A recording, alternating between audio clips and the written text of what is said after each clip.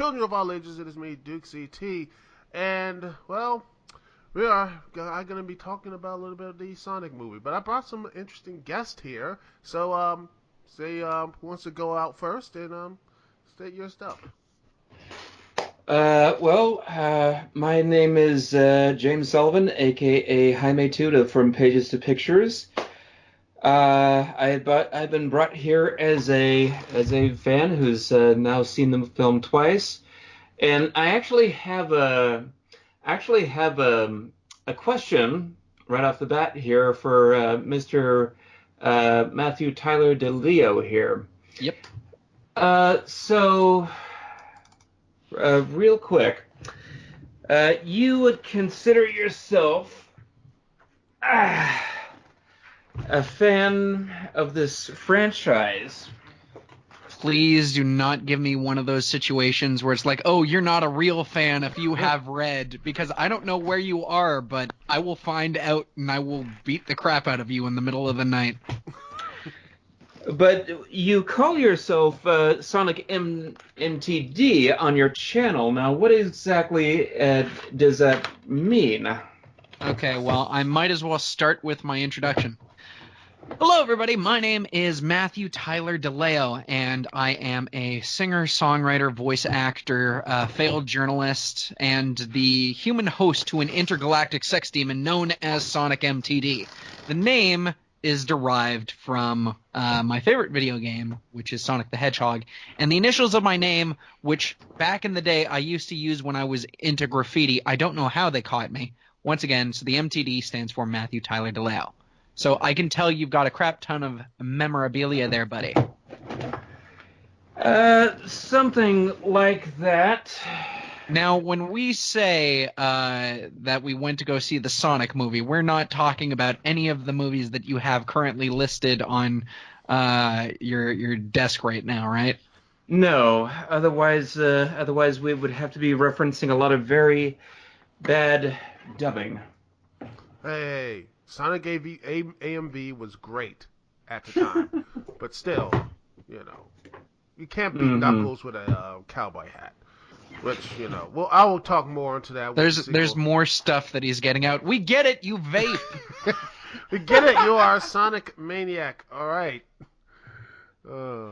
Okay, just throwing that out there.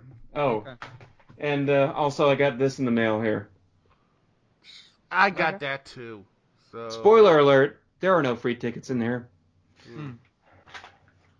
Yeah. Yeah. Oh, I forgot this disc over here. Anyway. He got everything. All the Sonic stuff. Okay. But yeah, it is, well, we're talking about the Sonic movie. A film that, well, when it first was thought of and, well, the first trailer came out, we thought it was going to be, well, right around, the same quality of, say, the Super Mario Brothers movie or, let's see, the stuff like that. Something that's like, wow, this movie looks like going to be a complete and utter turn. But it's here, it came out, and it surprised a lot of people. Very a lot of people. In fact, it surprised so much that it is right now, and let me see if I can get the box office and everything else. It is getting to, right now, the box office, accordingly, it is around, the worldwide box office, ladies and gentlemen, is over $200 million. With over $107 million in the U.S. alone. Mind you, this movie has not come to China yet because of coronavirus outbreak concerns. But yeah, it is around that much money, and that is again shocking because I didn't think it would. I would honestly thought that it would get at least around maybe it would end around this run, like maybe get 100 million at the end of its run. But it is still going. It is still going. It's still having these huge stuff. In fact, just won the past this second weekend after that Harrison Ford dog movie, which I'm surprised it didn't win because there's a lot of people who love dogs, a lot of people love Harrison Ford, so I thought that was going to be a another thing. But no, this movie has, well, legs, and it's blue, so a lot of people won't be complaining about that. Hopefully. Oh, the Christians will always find something to complain about. But anyway. But yeah, it's Sonic again, the Sonic movie, the Sonic Hedgehog movie. This, and to me, I find it completely funny that it took this long to have this, since Sonic the Hedgehog has been a rival for Mario and since what, like in the early '90s and such. You would think Yeah. after Mario came out, like you thought that maybe Sonic would have a movie or something other than the Sonic OVA and such. But no, this was it took a very long while to get to this. Um, it took Mm-hmm. its development started back in the '90s, but didn't enter production until I believe Sony Pictures started it, acquired the film rights, and then When Paramount. Paramount bought him off. No, it was on put the project in turnaround, which so yeah, the Paramount picked it up, and boom, it became one of the biggest hits Paramount has had in a very, very long time. In fact, I think the Mhm. last hit they had was, I think, Bumblebee. So yeah, it's Well, there you go. so Says a yeah, lot right there. but yeah, this movie has gotten a lot of, you know, I mean, it's surprising because again, when you first looked at that trailer, the first trailer, which a lot of people just like the those the eyes, the the fingers, the long gloves and everything, and the lovable teeth too. Well, the way that I saw that, and here's the difference between myself a year ago and now. When the first trailer came out, I was anticipating, of course, that it was going to be a bomb, but it's not just because they screwed up the design. It's because nothing in that trailer indicated that we were going to see anything that remotely resembled the heart and soul of what we liked about this character. Everything just seemed like it had no direction, and I feel like I feel sorry for Jeff Fowler, the director, because that he's had to go through so much in his first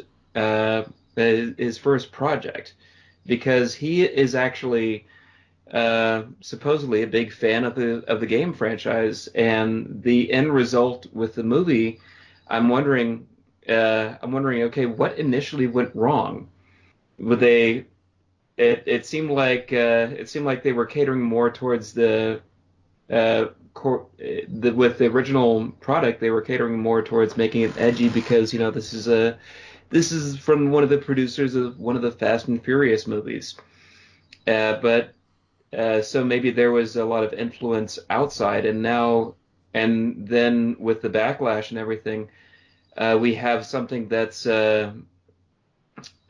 we have something that a fan can sit back and actually appreciate, because the film takes its own it encompasses a lot of the familiar lore of the character, but it does its own thing, and that at the end of the day, you know what, I'm open-minded. I can still appreciate that. I said many years, many months ago on Animat's podcast that the time for a Sonic movie would have been back in the late '90s when the fan base was still curious and clamoring for a season 3 of Sat AM. But I've grown up from that, and uh, I've moved on from and I can just sort of say, you know what? Give us something that's halfway decent, something I can sit down and watch with my nieces, and that's what I got. Oh yeah.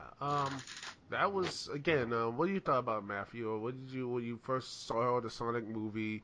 What was your like? Okay, we first saw the trailer and everything. What was your first thing you're like, okay, what was this? What was your first inkling Okay, of so, um, well, first things first, I actually did a video on this way back on my YouTube channel, but when I saw the trailer, right, like the first thing I remember hearing about, because my head was completely like nowhere near anywhere remotely close to there potentially being a Sonic movie, so I didn't know. And then I started hearing all the crazy backlash from people like what was his name? Young Ya and Jim Sterling. And I'm like, wait a minute, this is actually a thing? Let me see this trailer. And then I saw the trailer and I'm like, oh my God, no. And that was just in the design. And that was just in the design alone.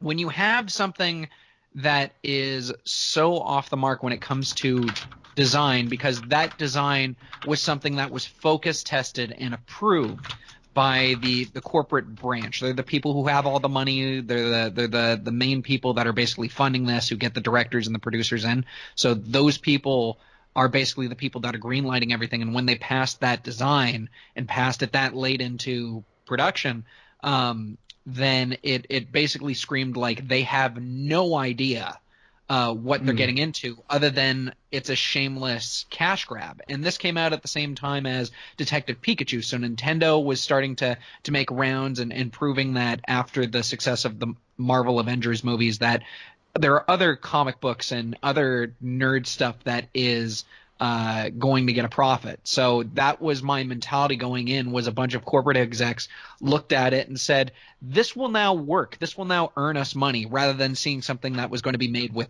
heart or any sort of artistry to it. And so I walked in with lowered expectations when I went to go see the Sonic movie. I went to go see with a good buddy of ours, Kira Kennedy. I drove all the way out to Bolton, Ontario, and I showed up exhausted, sitting in leather-bound seats, and I'm just like, all right, here we go. Let's just deal with this. And the first time I saw the Sonic movie, it might have been the inner cynic in me, but I didn't quite enjoy it. I was just sitting there going, what was this? And then roughly about 2 days later, I went to go see it in Mississauga with my good buddy Medium Mike from What to Play Gaming, and my mentality of it actually shifted. And I think that boiled down to I was given more time to rewatch it, to resync, just to make sure that what I felt stayed there, as well as to see it from refreshed eyes. Because when I went to go see it with our good buddy Kira, I was exhausted, but when I went to go see it in Mississauga with my buddy Medium Mike, I was a little bit more awake, and I'm like, all right, cool, this is fairly decent. But it still doesn't change the fact that the Sonic the Hedgehog movie has a lot of problems, but I walked in with lowered expectations, and because of those lowered expectations, I think I viewed the movie better as a whole. Like if someone looked at me and said, how would you describe the Sonic the Hedgehog movie? I would look at them and say, imagine if the Rocky and Bullwinkle movie from the late 90s, early 2000s was actually competent. Because everything else... It had Al Pacino as the evil one. I'm like, that was it. That was the reason why that movie was great. So do not trash that movie's name. That's Al Pacino. That's De Niro. Oh, De Niro. Oh. Yeah. But like with the Rocky and Bullwinkle movie, the main problem was primarily from a script writing standpoint, and as well as it could have been a timing thing, but I'm going to boil it down to the script, because both movies had competent actors that were behind the scenes, both of which had well shot things like good cinematography, nothing that really felt out of the ordinary. Soundtrack wasn't enough to make me want to walk out of the theater.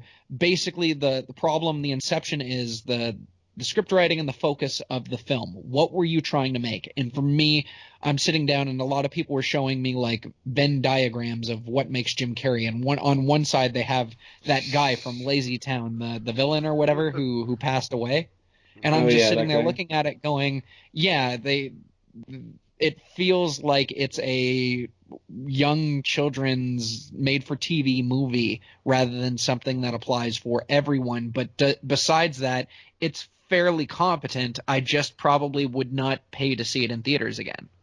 Okay. Oh yeah. I saw the movie with my dad. It was a nice little thing. It was to me. It was a, seeing it with young people, people my age, and some people like a little bit younger as well. Grew up with Sonic, and when I was like, it got a little. The one thing I liked about it is that we saw Sonic's world, and I was like, man, this is really good, and that really caught me. And I was like, man, Mhm. this is really something I was like, man, this is like, it fit everything in, and then they put him in our world. I was upset. Like, why do you do this? Why is it Yeah. every time they say this great fantastical world? No, we're gonna put this in the human world. That was the one thing I did not like about when I first saw the trailers and then the movie and everything. It got better. They explained the reason why they do it, Mm-hmm. but I Mhm. don't like the fact that they have to put these fantastical creatures in. It feels like this should have been like in the third or fourth movie, not the first one. Um, I'm gonna slightly. I'm not gonna say I'm going to completely disagree with you because to some degree, I I admit that it would be interesting to see more in the Sonic world, the Sonic universe. But the interesting thing about Sonic the Hedgehog is that there is no real, regardless if you follow the comic books or you watch the cartoons or you play the Mm-hmm. video games, there is no 100% set in stone canon. The universe is consistently changing on every medium that you have. You have the characters that are there, but the situations and the world that is around is completely different almost every time. Oh Like yeah. for example, the Sonic Adventure games, the first and at least the second game, is set in a normal universe where there are humans going about and doing their own thing, right? Whereas Mm-hmm. you compare this to the other games where it's like, oh, we're in our own private world where the only vaguely human person is Dr. Robotnik. So to say that it's like, oh, I wish we could, I don't like seeing the real world stuff that we see. I'm like, well, I mean, that stuff has permeated in other things, and it has established Sonic as being sort of caught between both worlds, as well as Sonic X, right? Oh yeah, So, Yeah, they've got we've seen Sonic on established on planet Mobius. We've seen Sonic in another dimension, aka Sonic X. We've seen Sonic in the games you mentioned, along with well, pretty much that was yeah. about half the games in the 2000s. So I think. I think we can. It's safe to say that there's a lot of options out there, and the one that they picked, I'm not a stranger to. So I wish um, I wish if I think we're all looking at this sort of thing from the perspective of if we were the if we were in full control, if we had the ideal Sonic movie, what would it be? And Yeah, some and while that's perfectly fine, they have a chance if this movie succeeds enough. They have not announced the sequel yeah. yet. It's succeeding, ladies and yeah, gentlemen. I mean, it I believe it has broken the record, at least domestically in North America, for the best video game adaptation. Like it is oh blowing yes, Oh yeah, past. it's blowing past exactly. It's sped through, ladies and gentlemen. it's Mhm. uh, yeah, it took a spin dash right Poor, to Detective Pikachu's opening numbers, and now it's going for the top. yeah. Mhm. So Yeah, and I it's I think I will see the highest grossing one. I gotta see. It might get it, but I will talk a little about this later because I'm saving a lot of this stuff. But we'll get to the Sonic movie, and I'm going to still talk about the stuff later, ladies and gentlemen. But when you look at but that reminded me about another movie that is coming out. It had its time, it had the same, not say the same stuff, but that same thing of taking fantastical creatures and putting it into our world. Masters of the Universe. It had that type of vibe to me. I was like, oh goodness, they're gonna do the same thing. Like you have this great world. Why do you have to drag them and all this other stuff to our world? Matt, Mm-hmm. Master of the Universe is a little bit of a guilty pleasure. Oh It's not yeah, a good it. movie, but No, I get it, but yeah, but yeah, I see what you're saying here.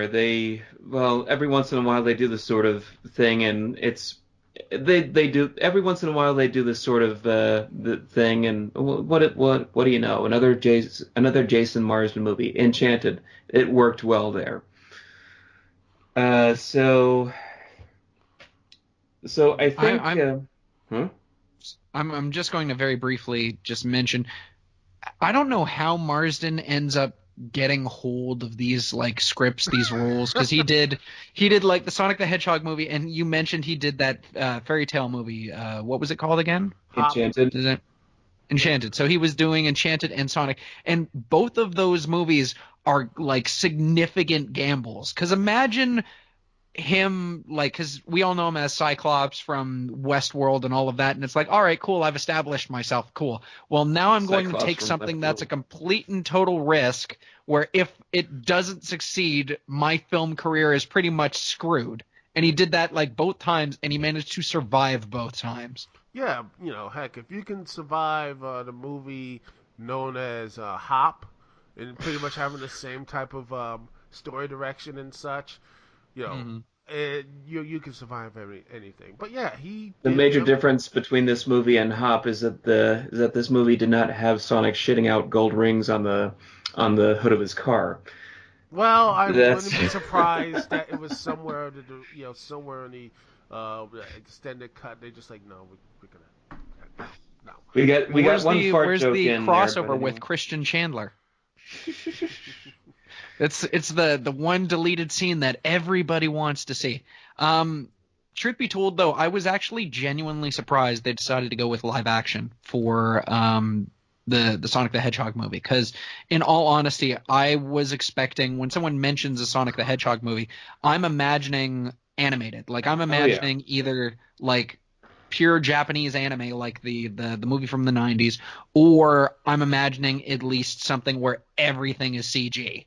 And the fact that we were able to get that sort of homunculus live action slash, oh god, what have we done, quick, let's get another animation studio to fix this up. Oh, they fixed it up, thank god, and now they're out of business. Oh well, at least we got the movie done. Well, there was a So whole Well, lot of issues though with that stuff too. So you'd be surprised mm, at how common that sort of thing is in Hollywood. Nobody complains to this day how many visual effects companies went bankrupt during the making of the Matrix films. mm, yeah. So I think it's something that is to be expected. And besides, those guys were also working on that Lion King movie last year. So oh Yeah. good. uh, it, Well, but I let's would wish but them the let's best of look at the luck. positive. Let's Hmm. I hope that heck, I think this could be one heck of a resume. So that's my hope for them is like what, let's look at the positive stuff. And speaking of what positives, I have to say that Ben Schwartz does a great job voicing Sonic. Oh I yeah. think he's done. I mean I know there's some people who like Roger Craig Smith and such, Hmm. but yeah, I think this if he wanted to do Sonic like in the video games, I wouldn't be mad about that. I don't know. I honestly, because that's something that I've been sitting and thinking about the entire time. Was his voice good for the character? And the reason why is because when I was watching the movie, the entirety of the movie, I kept sitting there and wondering how old is Sonic supposed to be, mature wise? Because there is no, when we get the prologue where he's there with Longclaw, I don't know if I'm able to talk about that, but when he's in Oh his yeah, go original ahead. world, jumping from his original world to the real world, a passage of time happens where he hangs out in Green Hills, Montana. And as I'm watching the movie, I'm like, I have no idea how old this character is supposed to be. He acts like a teenager because he's doing things like the floss, and he's basically doing all different types of stuff. But then there are certain parts where, because of his voice, and also because it's like, oh, cool, let's watch Speed, and I'm like, okay, so he has the mentality of someone who's like a teenager, but he has the sensibilities and appreciation of someone who's in their late 20s to early 30s. And that kind of gave me a giant question mark as, like, how old is this character? You want some Mm, consistency. And I uh, think there was some consistency. I think it's just because I think in the story the movie went into is because I mean Sonic, in the movie he never really connected with anyone. He was alone because of what Yeah. Long Claw and everything else. And by the way, I love the beginning. You see the echidnas.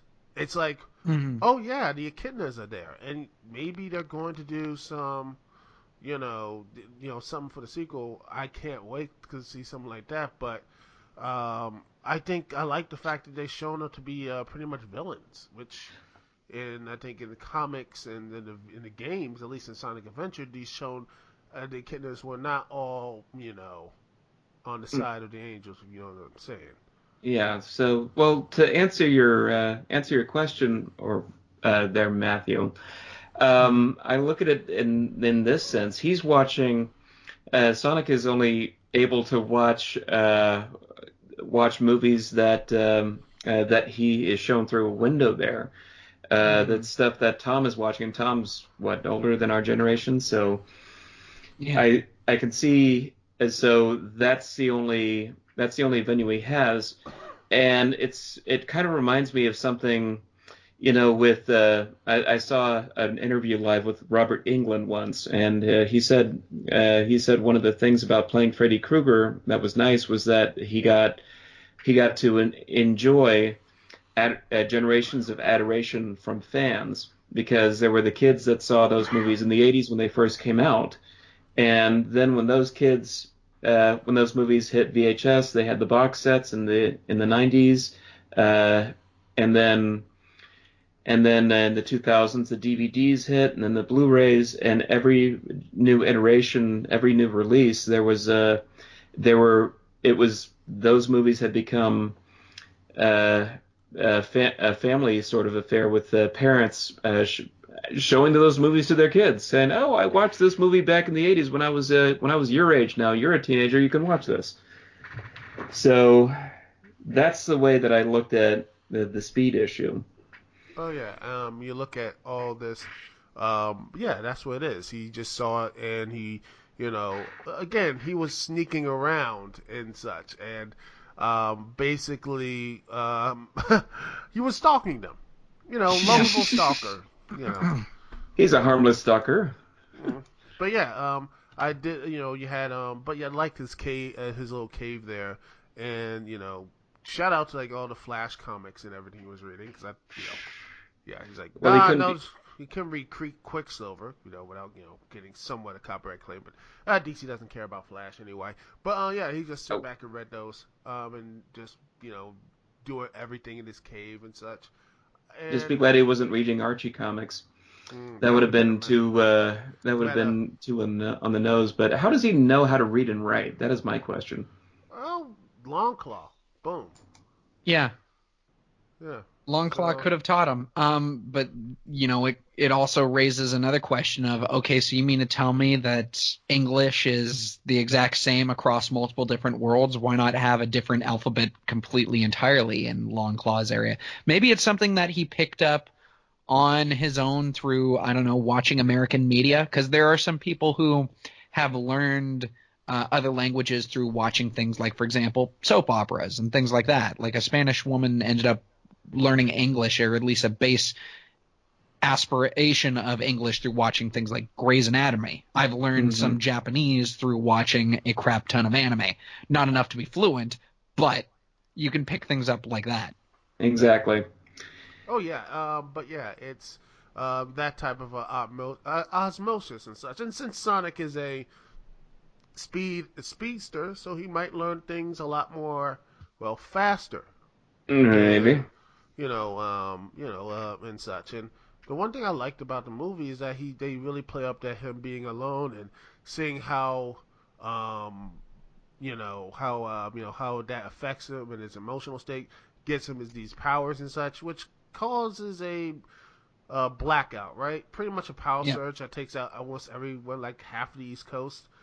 No. It takes out the power surge is heard like felt all across the world to the point where it knocks out a satellite. Yeah. Yeah. So it's a massive power outage that affected the entire world.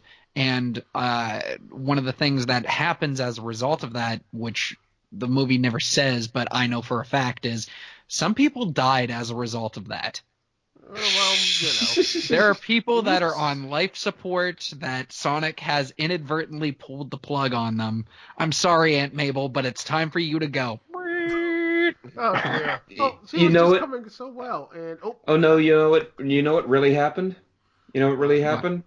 happened? He caused the same blackout that was in the movie yesterday, so now he wiped out the Beatles from existence.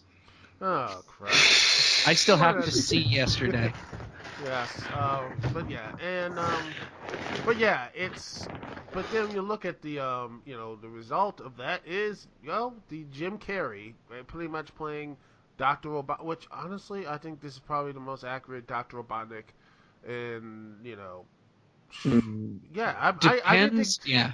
It really yeah depends on which version you're going with more because of Sonic Boom Robotnik, which is not bad, which I liked. well, But yeah, it's a mix of Sonic Boom Robotnik with the Sat AM a bit because he does have that intimidation, that yeah. type of like you will respect me, I will end you with I my looked at this as being a very layered Ace Ventura sort of performance here. Yeah. This was this was a very different Robotnik here. I watched Jim Carrey in interviews, and he said he described Robotnik as being intelligent but spiritually dumb, and the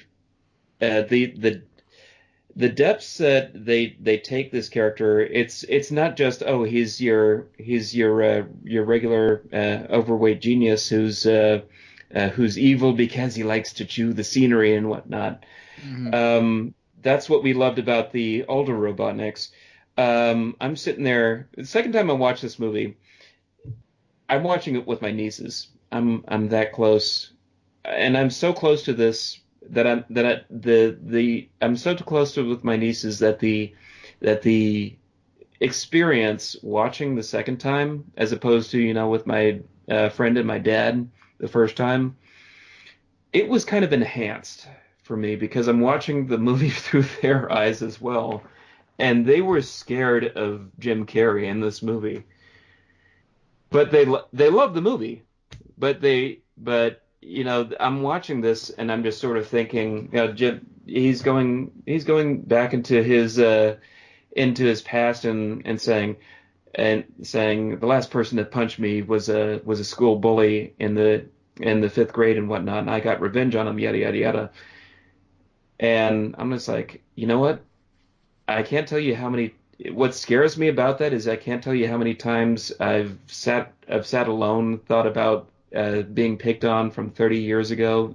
Just something pops in my head or some shit that somebody said to me, and I just sort of think like, what if I brought a knife to school? That's the thing that scares me Yeah. about this performance. I yeah I'm that's not the disagreeing with you, but Hmm. to some degree, I see Jim Carrey's performance as someone who is mentally unhinged and also severely lacking in any sort of grounded reality. When I saw Jim Carrey's performance, I saw him very akin to some of the cast members from The Big Bang Theory. And what I mean by that is on a sitcom, it works because there's a laugh track. But if you were to meet someone like Sheldon Cooper in real life, as he is in that show, you would look at him and go, Jesus Christ, there is something significantly wrong with you. You are damaged.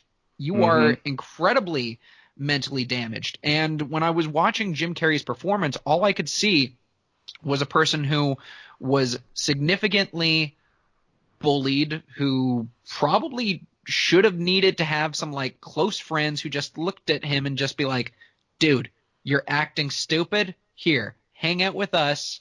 It'll be cool. We'll show you the ropes, things like that. Like, it feels like he was a type of person who never had any sort of friends who would ground him and give him those social cues and teach him how to be at least moderately sociable to get him out of that. He seems like a guy who was perpetually being edge. kicked around Yeah. and on edge, and as a result of that, he was never able to sort of go out. And when he gets a huge amount of success for his intellect, because he's been, gunned by, he has multiple like doctorate degrees. He does stuff for the military and all of that, and at no point did anyone just look at him and go, okay, it's time to actually give you people skills. It's always go, go, go, go, go.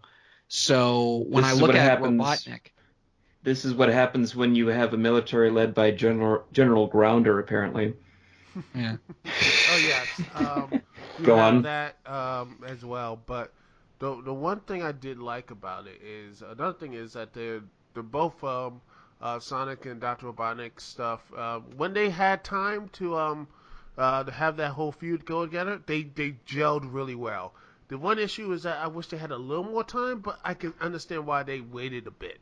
Oh It's yeah. because you want to have Sonic and the human character, which is, I believe, who was it? Tom Wiskowski, Donut Lord, who and see on to keep us Sumner's as I think Maddie Wiskowski. That's what her name is, which is Maddie okay. Wachowski. Yes, yeah, that was they do her fine, but I was like, I didn't really. They were there for just to get Sonic. It's an audience surrogate, I believe, to say, okay, these are humans.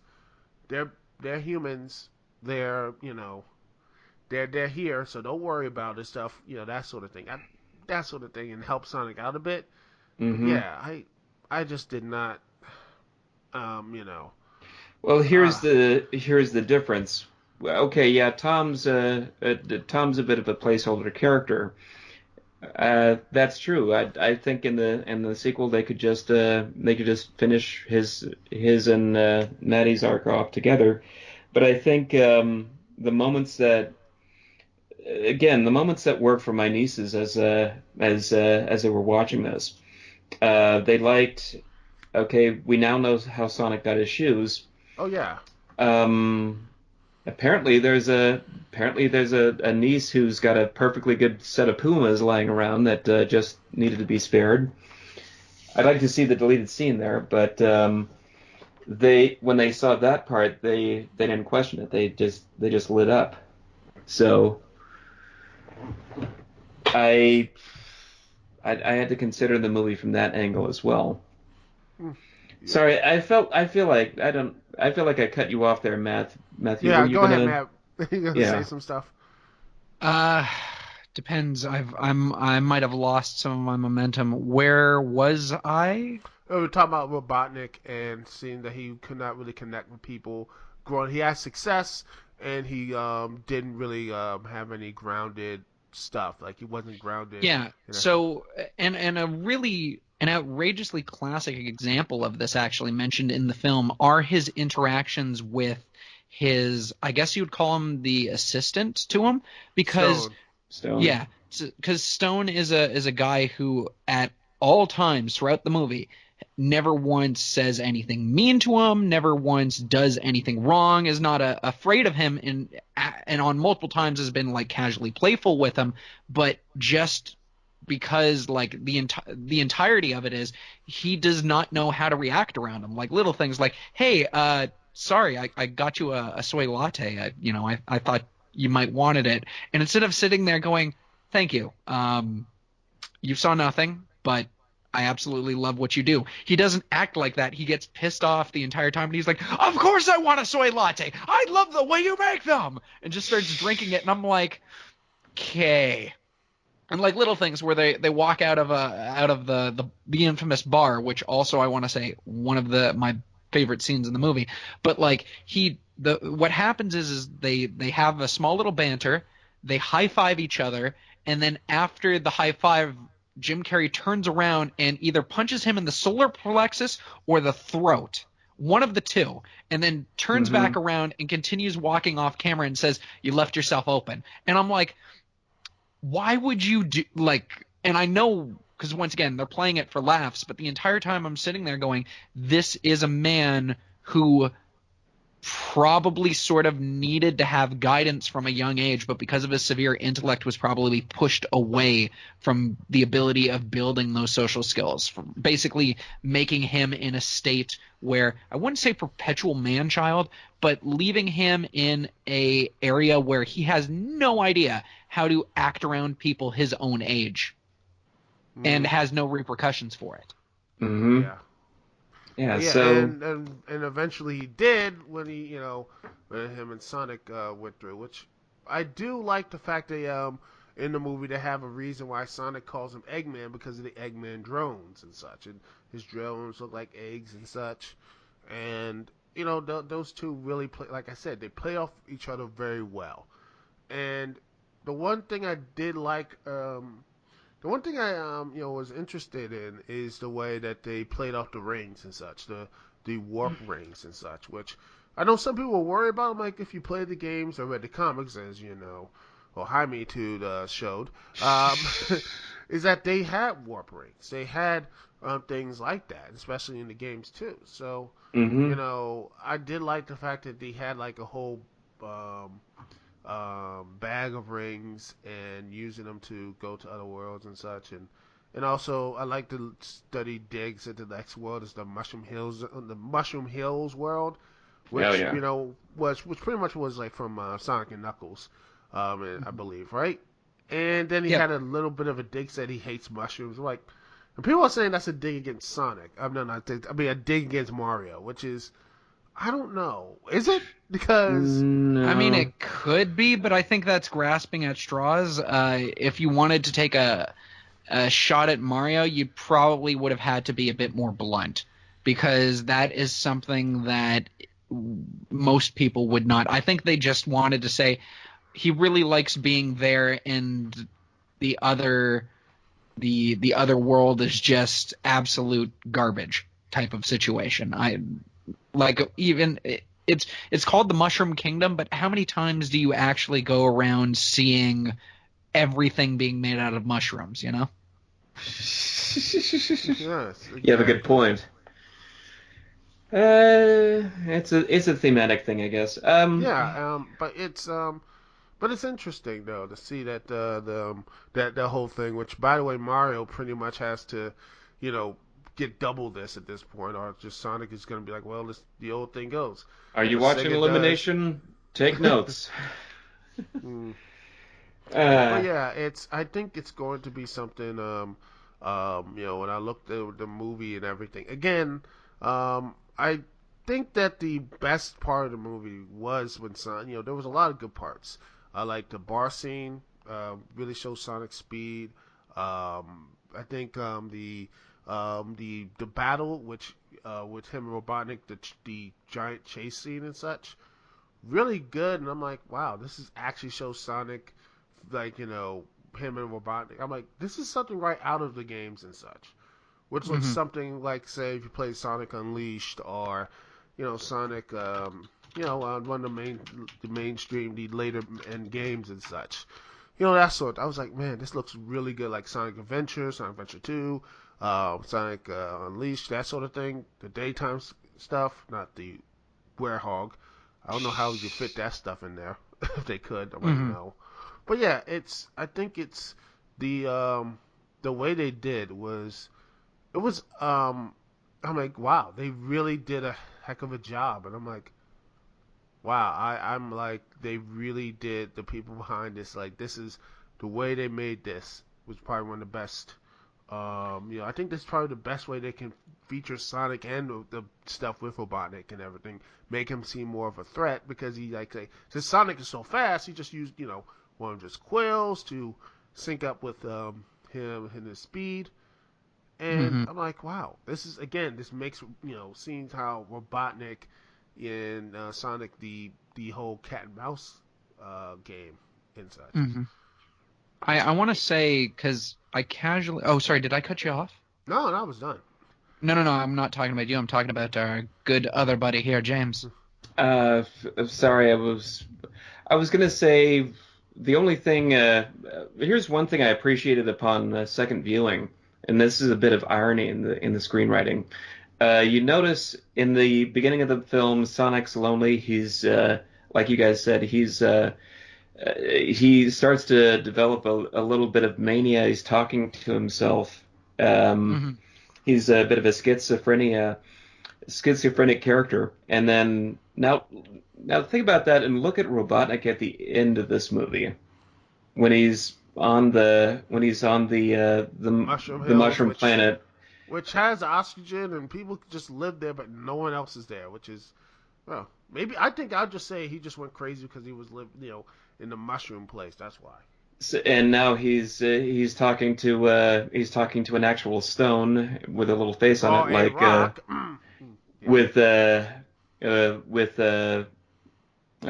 it's kind of like it's kind of like Tom Hanks in Castaway, and I'm just sort of thinking, okay, he's facing his own mania right there. So uh, that was finely tuned how they put everything full circle. I look at this movie as being it's not a perfect product. We got stuff in there that I like fart jokes and whatnot that are I don't really think add much to it, but I think that this movie is a stepping stone in a good direction, and I really think if they're interested in building upon this with the further for further chapters.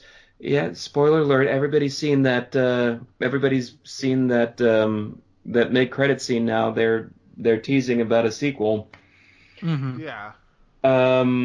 This is probably a good place. This was probably a good place to start, and as it gets as the films go on, I hope we get more and more familiar territory.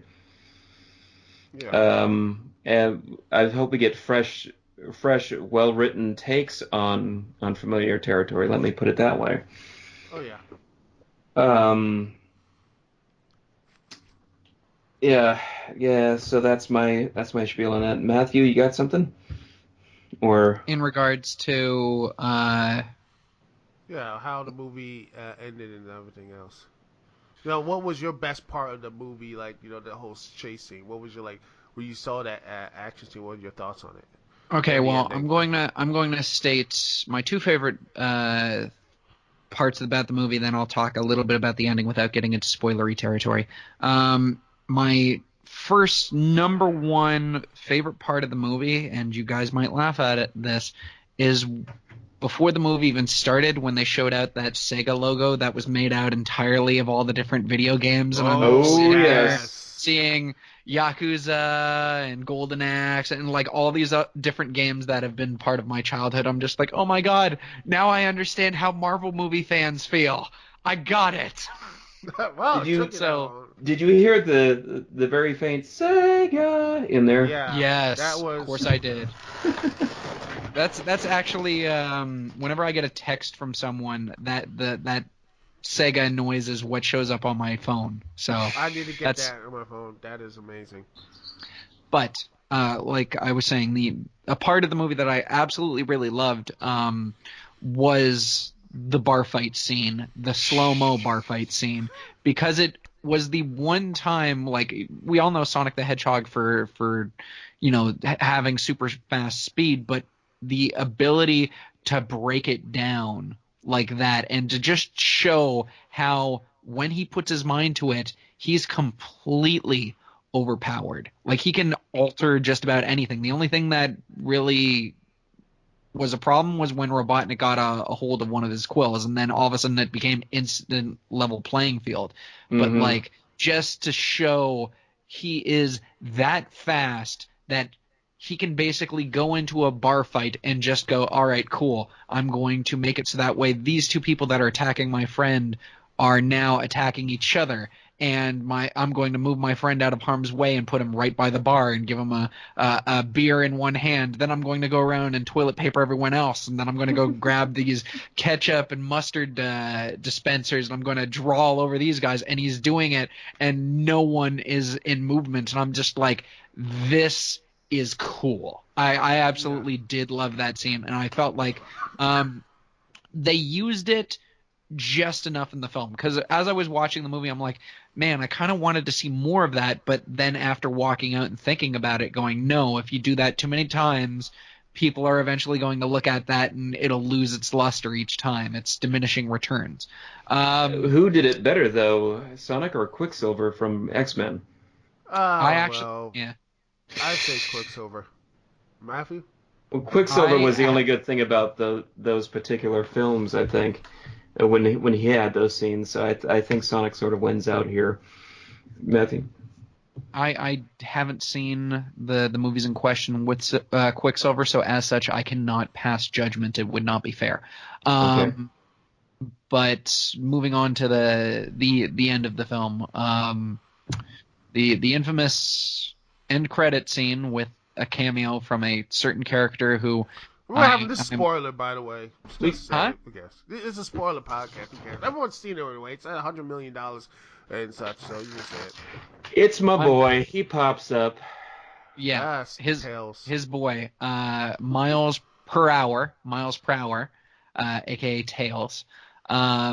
He shows up in Green Hills, Montana, with some type of scanner or something, and he's picking up Sonic's power level. And he's sitting there going, thank goodness. Hopefully I didn't get here too late. And he's flying all throughout Green Hills trying to find Sonic. And I'm sitting there going, okay, it's obvious sequel bait. But here's a question, though. Because this movie, even regardless of what you said, everything else in the movie was well done. But it still doesn't change the fact that going into the film, I had the feeling shameless cash grab. Walking out of the film, I looked at it and went, yeah, the writing screams shameless cash grab, but everything else about it was right. I'm worried about a possible sequel because this movie was okay. It could have been great. And when it comes to a sequel, you have diminishing returns. Like, for example, everybody loved the Lego movie, right? How many of you guys went to go see the Lego movie 2? So I saw neither one, so I'm out. I saw both, but yeah, it's but yeah, I get it. But you could also say, like for example, Captain America, the first Avenger, and then you got an upgrade, like the sequel improved things and such. There's a risk there. I understand your concern, Matthew. Yeah. I don't want to crap all over this movie because just like Yuji Naka, who was the creator of Sonic way back in the day in the early 90s, he walked out of Detective Pikachu, and there was a brief reporter there who asked him, how do you feel knowing that Sonic is going to get a movie? And he's like, I hope that a generation of kids will look at my creation, Sonic the Hedgehog, with the same amount of love and compassion that Detective Pikachu did. And currently, yes, if they make a sequel, it runs a gamble. And you usually have diminishing returns with a sequel. I want all iterations of Sonic the Hedgehog to succeed, but at the same time, you wonder, is the reason why Sonic the Hedgehog, the movie, worked, the reason why it worked and why it's doing so well theatrically, is it because it is a legitimately great movie, or is it because it was just released at the right place at the right time? And right now, as someone who's seen the movie twice, it feels more like the latter rather than the former. And I worry that if they decide to build a sequel to Sonic the Hedgehog, unless they do something that pulls out the stops, like those Marvel movies such as uh, Avengers Civil War. Like, unless they do something that legitimately grabs people right from the inception and does something with the material besides fair, then you're going to run into problems. So they basically have to, at this point now, they need to start taking it seriously, and they need to get some good writers, and they need to make sure that the next movie that they're coming out swinging. Oh yeah. If hey. this is Iron Man, the next movie's got to be the Avengers. Hey, when you talk about that, well, The Rock seems to be supposedly wanting to play Knuckles in the sequel, supposedly. Yeah, that's a rumor. It's a rumor, but I'm like he's probably a little bit too busy, Yeah. with all the stuff he has and everything. So, I don't know. I honestly think they'd just be fine and just do a mixture of Sonic 2 and 3. In fact, I don't know if you put Robotnik in the next movie, maybe as a teaser for the next one, as he might build the Death Egg or something like that, build it up, and then have your three heroes come together, save planet Earth, and that type of thing. Well, you could do something like that. well, we have sorry, what? Go ahead. No, you well, go first. Well, we have an ending where like we said, Tails shows up and apparently he's searching out Sonic. Maybe there's already another conflict abrow somewhere else. So maybe maybe there's something going on their planet with the Echidna tribe, and we can go back and actually I want to see a little bit more of Longclaw. I feel cheated. There. You got a kick-ass owl character in the Sonic universe. Okay, let's do something with that. For a sequel, we'll establish a little bit more of Sonic and Tails' relationship. Maybe this is the first time they meet, and Sonic takes a liking to him because he feels like, oh, I'm not the only one with these kinds of superpowers. What is this guy? Or maybe he knew him back when Tails was a baby or something like that. I absolutely love your response.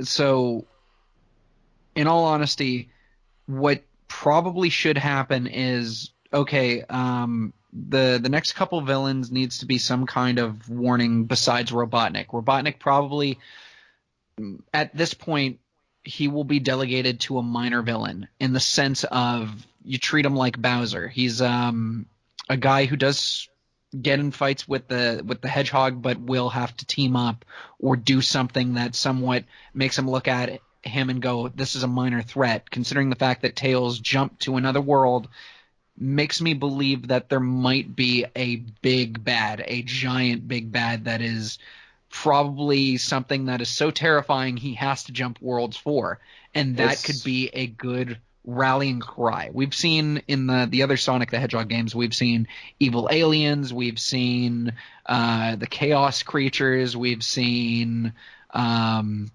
think that could be the villain. Chaos, since the Echidnas wanting to say they wanted to make their own version of Sonic or use the powers, maybe the Chaos Emeralds will be involved, and that will probably get Super Sonic, and hopefully he won't get sued by Dragon Ball or Dragon Ball Z and everyone else, because that will be but then here's the sad part: if he does go Super Saiyan, that Super Sonic, that probably the most it'll probably be a lot better representation of Dragon Ball Z in the movies than what an actual Dragon Ball Z movie did. Yes. So let's. But yeah. If Sonic is this powerful in this movie, just not going Super Sonic, how powerful is he going to be as Super Sonic? Think about that. How he's half powerful. He's like he's a non-gauntlet version of Thanos. That's pretty much it. He's gonna pop out there and be like, the universe is mine to command, to control. He's so ridiculously fast that he stops Earth's rotational pull, causing it to go backwards, therefore going backwards in time, preventing the inevitable death of Lois Lane, going back and preventing Urkel from voicing him back in the original Sonic the Hedgehog cartoon. Oh yeah, just go Uh, full meta with it. but I love you Darkle. know, oh yeah, me too. But yeah, Get out. but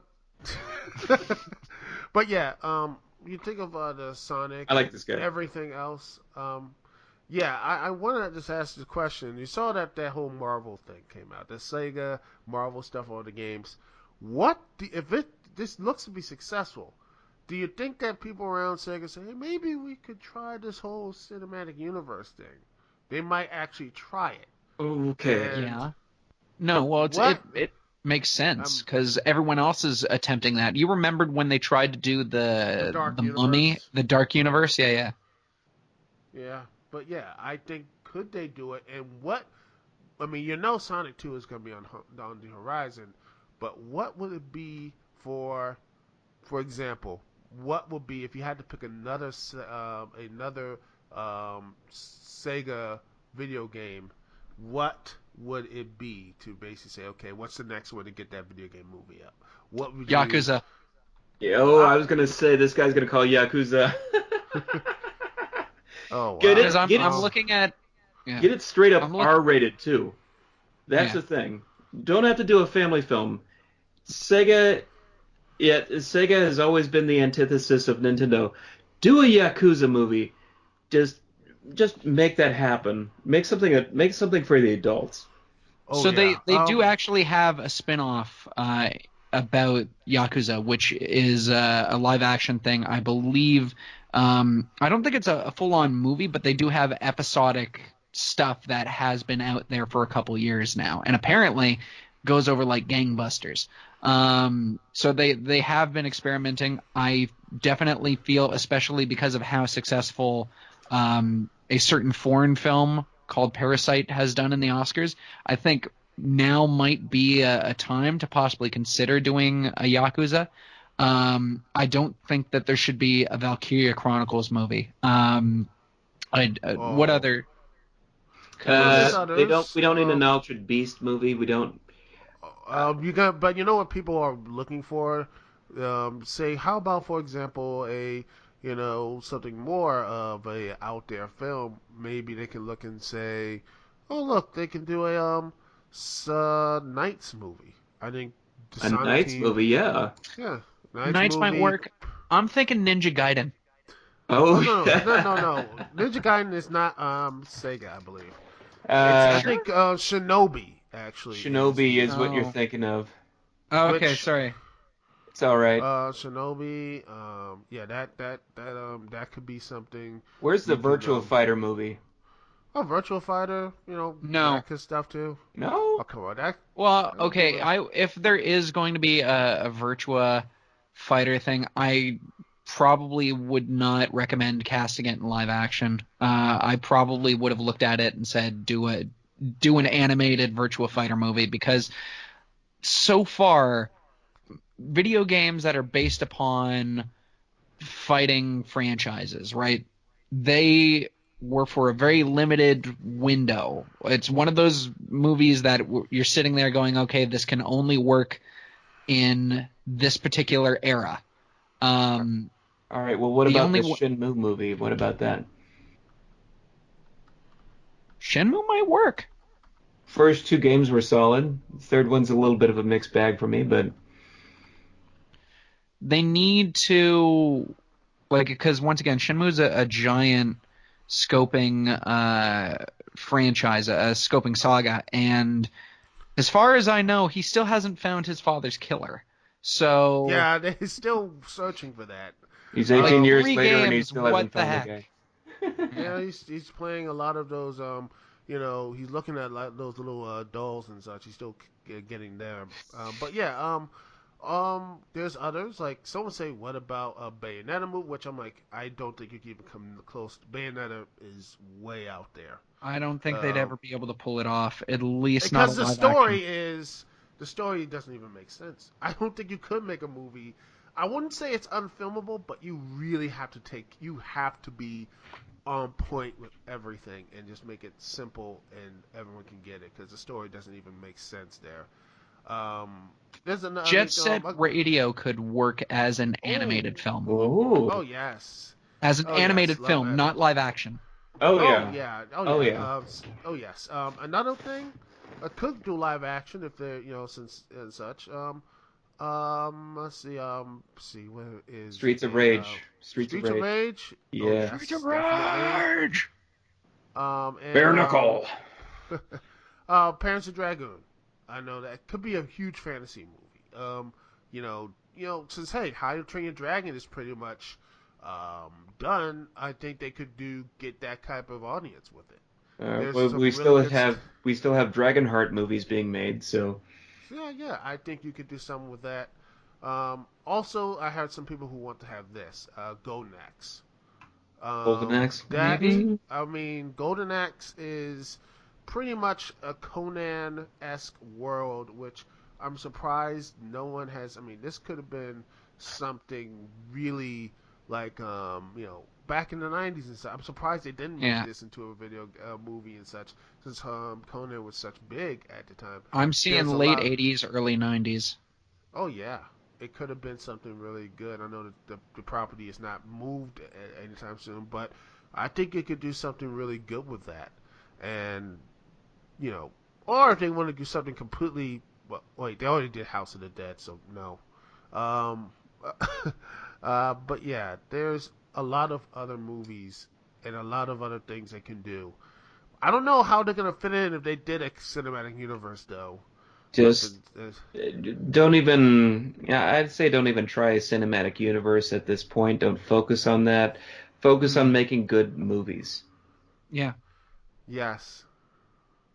The whole. you have to be careful. You have to be careful because if you what made the Marvel movies work is they sat down and they're just like, okay, we have to build a plan. And they got incredibly ambitious. So their main thing right from the first Avengers movie, as far as I can remember, was Thanos. And we have to get everyone, Captain America, Iron Man, everybody to get ready because there's going to be a big bad who shows up, who's Thanos, who's going to wreck shit. And they've been for over a decade have been building up with the idea of we're doing it so that way this giant thing is taken care of. And now that that giant thing is fully taken care of, it's just like, okay, what do we do from here? If they want to make a Sonic the Hedgehog franchise, they need to sit down and they need to do either one of two things. They either A, need to make legitimately good movies, or B, if they want to go the cinematic universe route, they need to make sure that the films that they do all go towards the end game narrative of how do you want this quote unquote franchise to end? Where is the big bad and how do you get to that point? How do you set things up so that way you can hit the main end to your cinematic universe? I'm not saying we should have a Sega Heroes movie at any point in the future, but still, I see your Yeah, point. that would be like the same Sonic Heroes format. Sonic Hero. You have like each one going after MacGuffins. You have like Sonic and Oh, Tails and Knuckles and oh, I can see a um. Sonic Heroes being made. I'm talking about Sega Heroes, the video game for your mobile phone. Oh, yeah, I'm thinking about that too. So I would have had like the three guys from Sonic and Knuckles fighting against like the people from Yakuza or something. Hmm. That would be something, something like that. But yeah, I think there's some stuff they can do, but I think that's way ambitious. But I Mm-hmm. think they're going to be more. I would not be surprised having more Sonic or not just that, but maybe more stuff. Mm-hmm. Heck, you know what? One thing I would like to saw like Space Channel 5. I think that would be one heck of a movie, or Uh, something weird, could odd, and something like that. could you explain to me Space Channel 5? Because I unfortunately am out of the loop, but I'm like, is this supposed to be a version of Elite Beat Agents on acid? So pitch to Pretty me. much, it is a video game where you have aliens and such, and you have to beat them via by and you play a reporter, and you have to basically match their moves and dance, do that type of stuff. Those It's weird. things. It's a weird thing, odd, crazy, I and one think of the I think a DDR movie would be would it will be be less easier to weird. make. Yeah. Yeah, exactly. But yeah, it would be something you would be like, wow, it's could be something people would actually. I don't know if anyone will want to watch it, but I think it would be something. It would be, it would be something memorable. Hmm. That's what it is. It would be something memorable, and hopefully this podcast will be memorable. And ladies and gentlemen, thank you so much for listening. And before I head out, and do you have anything else to plug or anything else like that? You first.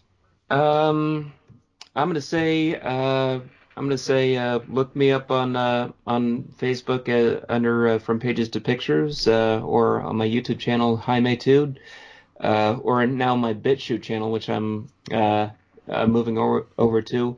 I do live streams with my friends, the Drive-In Mutants, every Saturday night or sometimes Friday night. So check out my Twitch channel there. And I guess until then, I'll be seeing you.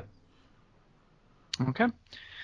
I will do mine. Hey, everybody. My name is Matthew Tyler DeLeo, better known as Sonic MTD. We had a wonderful time this evening, and I'm glad that you enjoyed it. But if you enjoyed what you heard from me and you want to hear more, please be sure to take a look at my YouTube channel, which is youtube.com/SonicMTD. That is spelled capital S, small O, small N, small I, small C, capital M, capital T, capital D. And I guarantee you're going to love what you see. But either way, take it away. Well, thank you very much for listening and that lovely rhyme, Sonic MTD, Every time. and J Tud over there. Thank you very much. Yes, I'm keeping it riding that land. It's beautiful. That's the love of the joke that will never die. But anyway, thank you so much for listening, everyone. This is Duke CT here. Peace, love. I'll see y'all when I see y'all later. Ciao for now.